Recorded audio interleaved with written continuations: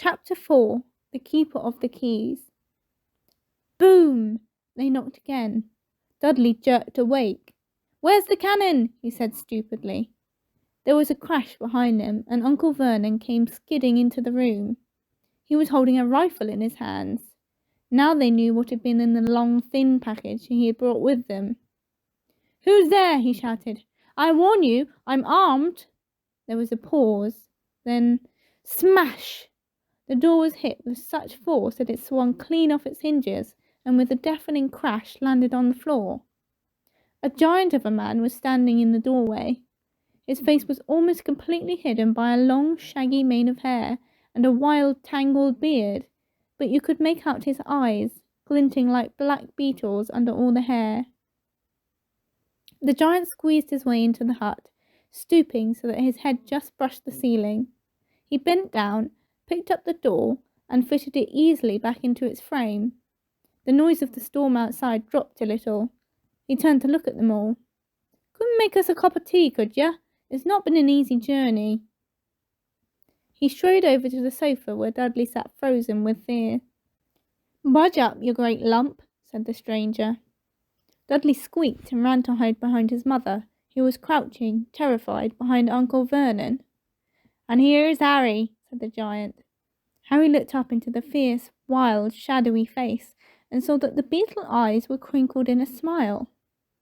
"Last time I saw you, you was only a baby," said the giant. "You look a lot like your dad, but you've got your mum's eyes."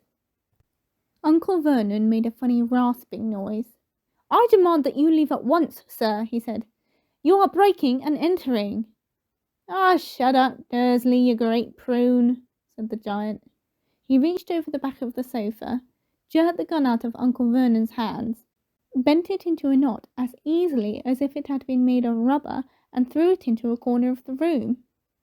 Uncle Vernon made another funny noise, like a mouse being trodden on. "Anyway, Harry," said the giant, turning his back on the Dursleys, "a very happy birthday to ya. Got summat for you here. I might have sat on it at some point, but it'll taste all right." From an inside pocket of his black overcoat he pulled a slightly squashed box. Harry opened it with trembling fingers. Inside was a large, sticky chocolate cake, with "Happy Birthday, Harry" written on it in green icing. Harry looked up at the giant. He meant to say thank you, but the words got lost on the way to his mouth, and what he said instead was, "Who are you?" The giant chuckled. "True, I haven't introduced myself. Rumius Hagrid, keeper of keys and grounds at Hogwarts." He held out an enormous hand and shook Harry's whole arm. "What about that tea then, eh?" he said, rubbing his hands together. "I'd not say no to summat stronger if you've got it, mind." His eyes fell on the empty grate with the shriveled crisp packets in it, and he snorted. He bent down over the fireplace. They couldn't see what he was doing, but when he drew back a second later, there was a roaring fire there. It filled the whole damp hut with flickering light, and Harry felt the warmth wash over him as though he'd sunk into a hot bath. The giant sat back down on the sofa, which sagged under his weight, and began taking all sorts of things out of the pockets of his coat. A copper kettle, a squashy package of sausages, a poker, a teapot, several chipped mugs, and a bottle of some amber liquid which he took a swig from before starting to make tea. Soon the hut was full of the sound and smell of sizzling sausage. Nobody said a thing while the giant was working, but as he slid the first 6 fat, juicy, slightly burnt sausages from the poker, Dudley fidgeted a little. Uncle Vernon said sharply, "Don't touch anything he gives you, Dudley." The giant chuckled darkly. "Your great puddin' of a son don't need fattening any more, Dursley, don't worry." He passed the sausages to Harry. He was so hungry he had never tasted anything so wonderful, but he still couldn't take his eyes off the giant. Finally, as nobody seemed about to explain anything, he said, "I'm sorry, but I still don't really know who you are." The giant took a gulp of tea and wiped his mouth with the back of his hand. "Call me Hagrid," he said. "Everyone does. And like I told you, I'm keeper of keys at Hogwarts. You'll know all about Hogwarts, of course." No," said Harry. Hagrid looked shocked. Sorry, Harry said quickly. Sorry, barked Hagrid, turning to stare at the Dursleys, who shrank back into the shadows. It's them as should be sorry. I know you weren't getting your letters, but I never thought you wouldn't even know about Hogwarts, for crying out loud. Did you never wonder where your parents learnt it all? Or what? Asked Harry. Or what? Hagrid thundered. No, wait just 1 second. He had leapt to his feet. In his anger, he seemed to fill the whole hut. The Dursleys were cowering against the wall. Do you mean to tell me, he growled at the Dursleys, that this boy knows nothing about anything? Harry thought this was going a bit far. He had been to school, after all, and his marks weren't bad. I know some things, he said. I can, do maths and stuff. But Hagrid simply waved his hand and said, About our world, I mean. Your world. My world. Your parents' world. What world? Hagrid looked as if he was about to explode. Dursley, he boomed. Uncle Vernon, who had gone very pale, whispered something that sounded like Mimble Wimble.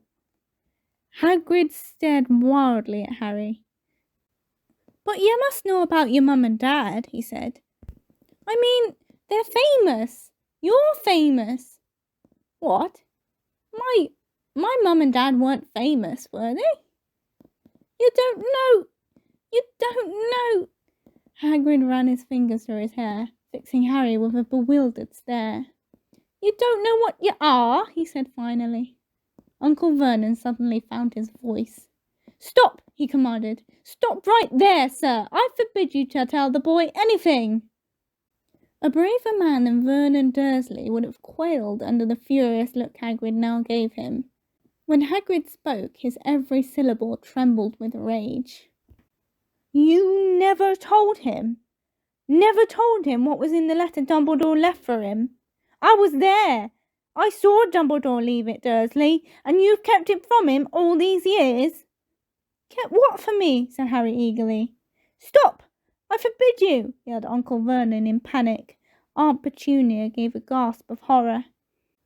Ah! Go boil your heads, both of you, said Hagrid. Harry, you're a wizard. There was silence inside the hut. Only the sea and the whistling wind could be heard. I'm a what? Gasped Harry. A wizard, of course, said Hagrid, sitting back down on the sofa, which groaned and sank even lower. And a thumping good un, I'd say, once you've been trained up a bit. With a mum and dad like yours, what else would you be? And I reckon it's about time you read your letter.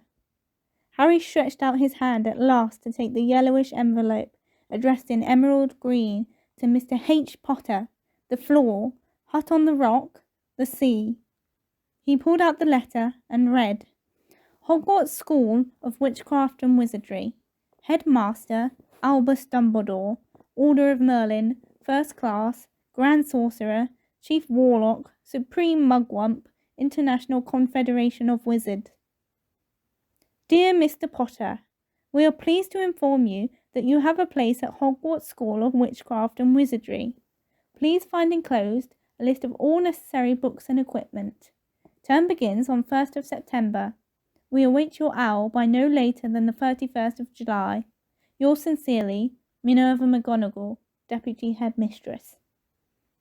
Questions exploded inside Harry's head like fireworks, and he couldn't decide which to ask first. After a few minutes, he stammered, Well, what does it mean they await my owl? Galloping Gorgons, that reminds me, said Hagrid, clapping a hand to his forehead with enough force to knock over a cart horse, and from yet another pocket inside his overcoat he pulled an owl, a real, live, rather ruffled-looking owl, a long quill and a roll of parchment. With his tongue between his teeth, he scribbled a note which Harry could read upside down. Dear Mr. Dumbledore, given Harry his letter, taking him to buy his things tomorrow. Weather's horrible. Hope you're well. Hagrid. Hagrid rolled up the note, gave it to the owl, which clamped it in its beak, went to the door, and threw the owl out into the storm. Then he came back and sat down as though this was as normal as talking on the telephone. Harry realised his mouth was open and closed it quickly. "Where was I?" said Hagrid. But at that moment, Uncle Vernon, still ashen-faced but looking very angry, moved into the firelight. "He's not going," he said. Hagrid grunted. "I'd like to see a great muggle like you stop him," he said. "A what?" said Harry, interested. "A muggle," said Hagrid, "is what we call non-magic folk like them. And it's your bad luck you grew up in a family of the biggest muggles I ever laid eyes on." "We swore when we took him in we'd put a stop to that rubbish," said Uncle Vernon. "Swore we'd stamp it out of him. Wizard indeed." "You knew," said Harry. "You knew I'm a wizard." "Knew?" shrieked Aunt Petunia suddenly. "Knew? Of course we knew. How could you not be, my dratted sister being what she was? Oh, she got a letter just like that and disappeared off to that school and came home every holiday with her pockets full of frog spawn, turning teacups into rats. I was the only one who saw her for what she was, a freak. But my mother and father, oh no, it was Lily this and Lily that. They were proud of having a witch in the family." She stopped to draw breath and then went ranting on. It seemed as if she had been wanting to say all this for years.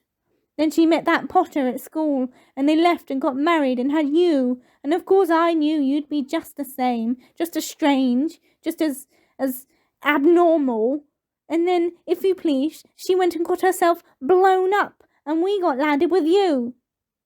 Harry had gone very white. As soon as he found his voice, he said, "Blown up? You told me they died in a car crash." "Car crash?" roared Hagrid, jumping up so angrily that the Dursleys scuttled back to their corner. "How could a car crash kill Lily and James Potter? It's an outrage! A scandal! Harry Potter not knowing his own story when every kid in our world knows his name." "But why? What happened?" Harry asked urgently. The anger faded from Hagrid's face. He looked suddenly anxious. "I never expected this," he said in a low, worried voice. "I had no idea. When Dumbledore told me there might be trouble getting hold of you, how much you didn't know. Harry, I don't know if I'm the right person to tell you, but someone's got her. You can't go off to Hogwarts not knowing." He threw a dirty look at the Dursleys. "Well, it's best you know as much as I can tell you. Mind, I can't tell you everything. It's a great mystery, parts of it." He sat down, stared into the fire for a few seconds, and then said, "It begins, I suppose, with a person called... But it's incredible you don't know his name. Everyone in our world knows..." "Who?" "Well, I don't like saying the name if I can help it. No one does." "Why not?" "Gulping gargoyles, Harry. People are still scared. Blimey, this is difficult. See, there was this wizard who went bad. As bad as you could go. Worse. Worse than worse. His name was..." Hagrid gulped, but no words came out. "Could you write it down?" Harry suggested. "Nah, can't spell it." "All right. Voldemort." Hagrid shuddered. "Don't make me say it again. Anyway, this wizard, about 20 years ago now, started looking for followers. Got 'em, too. Some were afraid, some just wanted a bit of his power, because he was getting himself power all right. Dark days, Harry. Didn't know who to trust, didn't dare get friendly with strange wizards or witches. Terrible things happened. He was taken over. Of course, some stood up to him, and he killed 'em, horribly. One of the only safe places left was Hogwarts. Reckon Dumbledore's the only one you know who was afraid of. Didn't dare try and take the school, not just then, anyway. Now, your mum and dad were as good a witch and wizard as I ever knew. Head boy and girl at Hogwarts in their day. Suppose the mystery is why you-know-who never tried to get 'em on his side before. Probably knew they were too close to Dumbledore to want anything to do with the dark side. Maybe he thought he could persuade 'em. Maybe he just wanted 'em out of the way. All anyone knows is he turned up in the village where you was all living on Halloween 10 years ago. You was just a year old. He came to your house and Hagrid suddenly pulled a very dirty, spotted handkerchief and blew his nose with the sound of a foghorn. Sorry, he said, but it's that sad. Knew your mum and dad, and nicer people you couldn't find. Anyway, you know who killed him. And this is the real mystery of the thing. He tried to kill you too. Wanted to make a clean job of it, I suppose. Or maybe he just liked killing by then. But he couldn't do it. Never wondered how you got that mark on your forehead. That was no ordinary cut. That's what you get when a powerful, evil curse touches you. Took care of your mum and dad, and your house even. But it didn't work on you. And that's why you're famous, Harry. No one ever lived after he decided to kill him. No one except you. And he'd killed some of the best witches and wizards of the age. The McKinnons, the Bones, the Pruitts. And you was only a baby, and you lived. Something very painful was going on in Harry's mind. As Hagrid's story came to a close, he saw again the blinding flash of green light, more clearly than he'd ever remembered it before. And he remembered something else, for the first time in his life. A high, cold, cruel laugh. Hagrid was watching him sadly. Took you from the ruined house myself, on Dumbledore's orders. Brought you to this lot. Load of old tosh, said Uncle Vernon. Harry jumped. He had almost forgotten that the Dursleys were there. Uncle Vernon certainly seemed to have got back his courage. He was glaring at Hagrid, and his fists were clenched. Now, you listen here, boy, he snarled. I accept there's something strange about you. Probably nothing a good beating wouldn't have cured. And as for all this about your parents, well, they were weirdos, no denying it. And the world's better off without them, in my opinion. Asked for all they got, getting mixed up with those wizarding types. Just what I expected. Always knew they'd come to a sticky end. But at that moment, Hagrid leapt from the sofa and drew a battered pink umbrella from inside his coat. Pointing this at Uncle Vernon like a sword, he said, I'm warning you, Dursley. I'm warning you. One more word. In danger of being speared on the end of an umbrella by a bearded giant, Uncle Vernon's courage failed again. He flattened himself against the wall and fell silent. That's better, said Hagrid, breathing heavily and sitting back down on the sofa, which this time sagged right down to the floor. Harry, meanwhile, still had questions to ask. Hundreds of them. But what happened to you know who? Good question, Harry. Disappeared. Vanished. Same night he tried to kill you. Makes you even more famous. That's the biggest mystery, see? He was getting more and more powerful. Why'd he go? Some say he died. Codswallop, in my opinion. Don't know if he had enough human left in him to die. Some say he's still out there, biding his time like, but I don't believe it. People who was on his side came back to ours. Some of them came out of kind of trances. Don't reckon they could have done it if he was coming back. Most of us reckon he's still out there somewhere, but lost his powers. Too weak to carry on. 'Cause something about you finished him, Harry. There was something going on that night he hadn't counted on. I don't know what it was. No one does. But something about you stumped him all right. Hagrid looked at Harry with warmth and respect blazing in his eyes. But Harry, instead of feeling pleased and proud, felt quite sure there had been a horrible mistake. A wizard? Him? How could he possibly be? He'd spent his life being clouted by Dudley and bullied by Aunt Petunia and Uncle Vernon. If he was really a wizard, why hadn't they been turned into warty toads every time they'd tried to lock him in his cupboard? If he'd once defeated the greatest sorcerer in the world, how come Dudley had always been able to kick him around like a football? Hagrid, he said quietly, I think you must have made a mistake. I don't think I can be a wizard. To his surprise, Hagrid chuckled. Not a wizard, eh? Never made things happen when you were scared or angry? Harry looked into the fire. Now he came to think about it. Every odd thing that had ever made his aunt and uncle furious with him had happened when he, Harry, had been upset or angry. Chased by Dudley's gang, he had somehow found himself out of their reach. Dreading going to school with that ridiculous haircut, he'd managed to make it grow back. And the very last time Dudley had hit him, hadn't he got his revenge without even realizing he was doing it? Hadn't he set a boa constrictor on him? Harry looked back at Hagrid, smiling, and saw that Hagrid was positively beaming at him. See, said Hagrid, Harry Potter, not a wizard. You wait, you'll be right famous at Hogwarts. But Uncle Vernon wasn't going to give in without a fight. Haven't I told you he's not going? He hissed. He's going to Stonewall High, and he'll be grateful for it. I've read those letters, and he needs all sorts of rubbish. Spellbooks and wands, and if he wants to go, a great muggle like you won't stop him, growled Hagrid. Stop Lily and James Potter's son going to Hogwarts? You're mad. His name's been down ever since he was born. He's off to the finest school of witchcraft and wizardry in the world. 7 years there, and he won't know himself. He'll be with youngsters of his own sort for a change.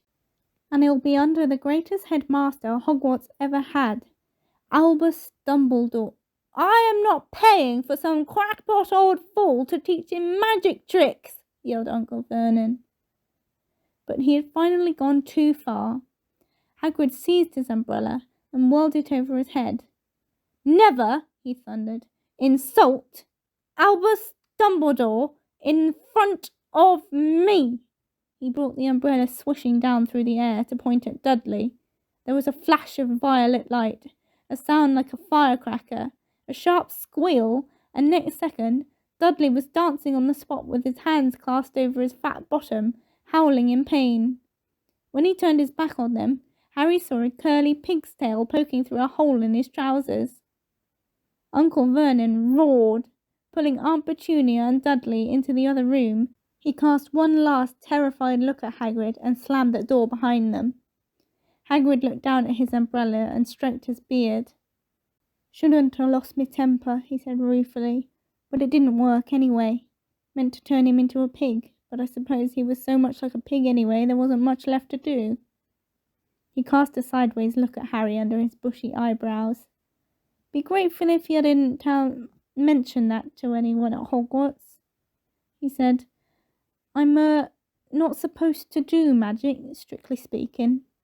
I was allowed to do a bit to follow you and get your letters to you and stuff. One of the reasons I was so keen to take on the job.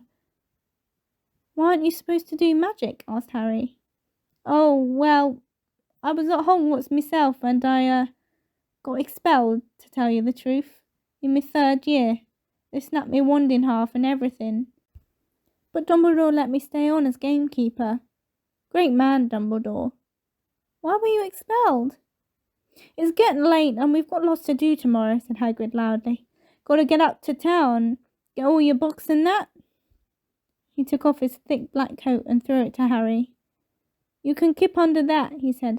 Don't mind if it wriggles a bit. I think I still got a couple of dormice in one of the pockets.